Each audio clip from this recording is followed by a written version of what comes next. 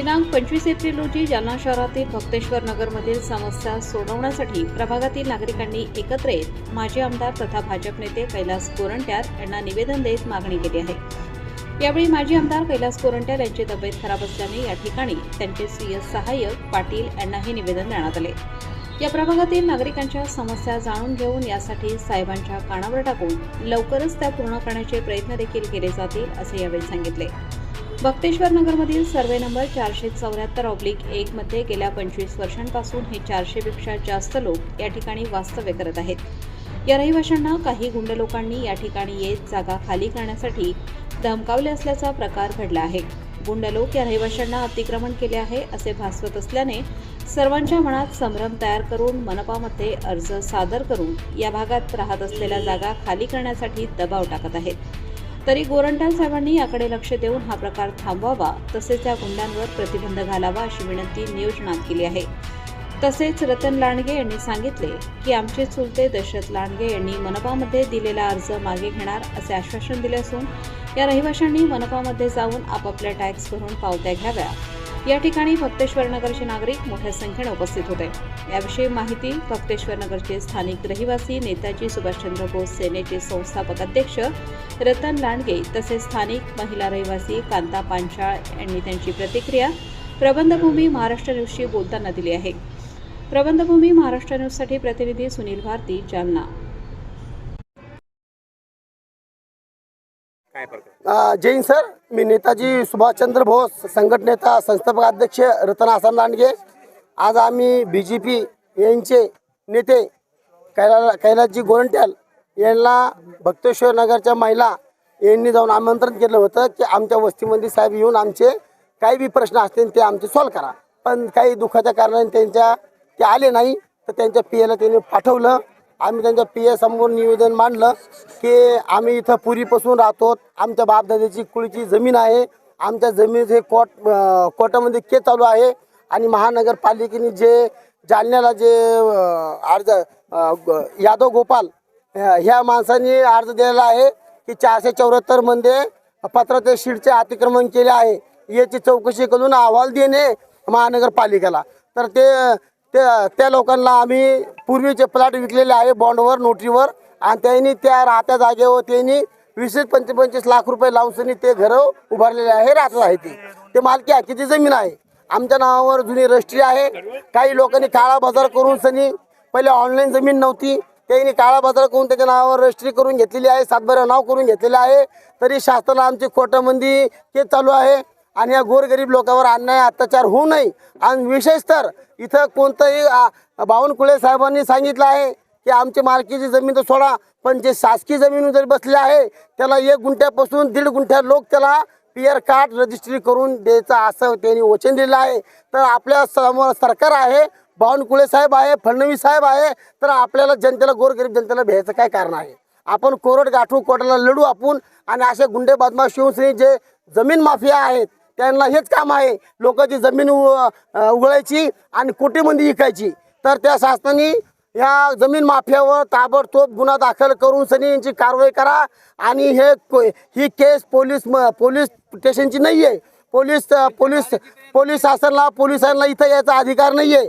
ज्या वेळेस बलात्कार, खून, मर्डर, भांडण तडण होतं त्यावेळेसही पोलीस त्याला ऑप्शन घेते।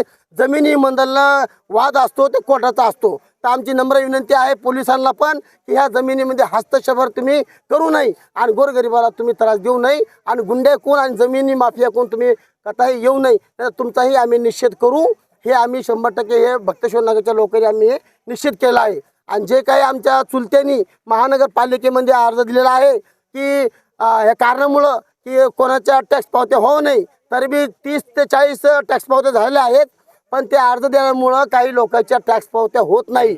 म्हणून सनी तो अर्ज वापस घ्यायची आम्ही हमी घेतली आहे आणि आम्ही अर्ज वापस घेतल्यानंतर 100% महानगरपालिकेमध्ये गोरगरिबांचे टॅक्स पावत्या सुरू होतील। काय नाव आहे ते अर्जदारचं? यादव गोपाल, त्या दशरथ रामा अमृता लांडगे, ते आमचे चुलतेच आहेत। तर आता ते आमचे चुलते इथे येऊन गेले, ह्या पब्लिकला त्यांनी आश्वासन दिलं की मी ते अर्ज वापस घेईन, वापस घेऊन तुम्ही तुमचा टॅक्स पावत्या घ्या, रोड करायची हमी आपल्या कैलास गोरंट्याल पीएनी त्यांनी घेतली आहे. आमचा इथून रोड आम्हाला ते करून देणार आहेत. गोरगरिबाचं पाठीमागं आहेत. आणि जर आमची बडगई बात तो पौजा दिंगे घाट, आमच्यात तेवढी बी ताकद आहे.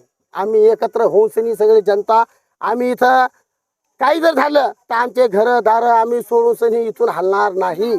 आणि पहिला विषय हालायचा तर विषय सोडा, आम्ही कोणाच्या जागेवर जाऊन बसलोच नाही. ही आमची स्वतःची मालकी हक्काची जागा आहे. हे काही इतक्या वर्ष लोक झोपा घेत होते का? 60-60, 50-50, 60-60 वर्षाचे जो राहतो त्याचं घर आहे, जो कब्जेदार आहे त्याचा कब्जा आहे. आमचा 50 वर्षापासून या जमिनीवर कब्जा आहे आणि आमच्या आजोबाचा आमच्या पूर्वीचा 30 वर्षांनी कब्जा आहे. अशी 80 वर्षांनी ही जमीन आम्ही सांभाळत आहे.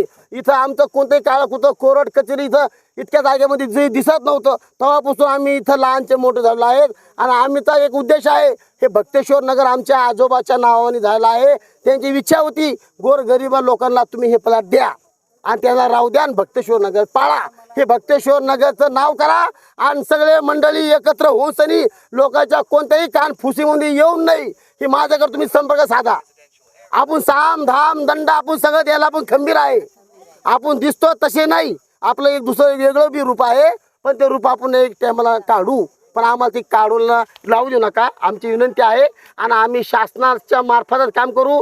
आमच्या मागं कोणी नसलं तर आम्हाला जमन. आम्हाला माहिती आहे आमच्या मागं कोरट आहे. अहो साहेब, काही दिवसापूर्वी पोलीस लोकांनी अन्याय केलता तर शासक कोर्टाने त्यांना फाशी शिक्षा दिली. तर याच्यावरून समजतं आपल्याला की ही सरकार सगळ्याला समान धरती, सगळ्याला न्याय देती. आम्ही त्यांचा धन्यवाद करतो आणि आमच्या पाठीशी कोर्ट आहे. आम्हाला लोक भरोसा नाही, पण आमच्या मागं कोर्ट आहे. कोर्टाला आम्हाला भरोसा आहे. काय नाव आपलं? मी रतन आश्रम लांडगे. शांता पांचाळ. मी ह्या भक्तेश्वर नगरवरून बोलते. आम्ही एवढे गोरगरीब इथे इतक्या वर्ष 20-20 वर्ष झाले, आम्हाला 20-20, 25-25 वर्ष झाली तेव्हापासून इथं राहतो. आम्ही एवढे तकलीफ उचललेली इथं. आणि आता दुसरे लोक येतात आणि म्हणतात तुम्ही घर खाली करा.